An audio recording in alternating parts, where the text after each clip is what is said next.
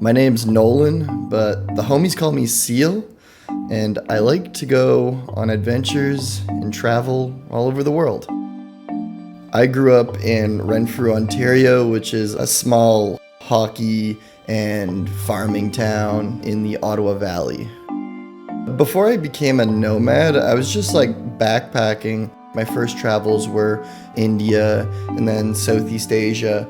And then during the pandemic, I went to Mexico. I noticed there were so many people working remotely because I guess work from home from the pandemic really accelerated online work. And I thought, like, why couldn't I do that myself? So that's what I did. I basically ran out of money. I went home and I started applying for jobs as a digital creator, and I eventually got one with a startup. So right when I got that job, I went to Colombia. I could do it from anywhere I wanted in the world, so I traveled to Pakistan, Bangladesh, Iraq.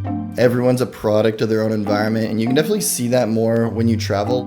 Recently I went to the Amazon, and I was fortunate enough I got to stay with a family that lives like in the jungle. It was only a town of like 70 people, and the life they live is fully dictated by the jungle. Like everything they consume, and in turn they respect the jungle. They're conscious of what they take from the jungle and what they're putting into the jungle.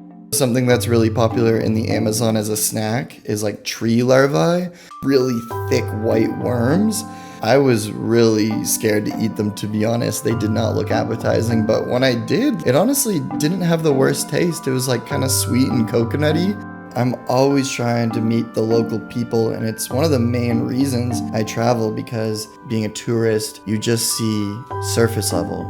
Egypt is a really good example of this, because people go to Egypt, they only go to the main places, the pyramids, Aswan. I like to visit areas that aren't necessarily touristy, like the real places, out into the neighborhoods, into the markets. Even if we couldn't communicate in the same language, everyone was so kind, so inviting.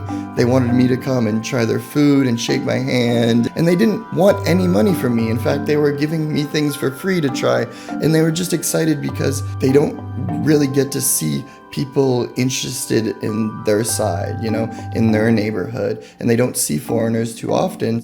It's really just opened my eyes to so many new experiences and cultures and people.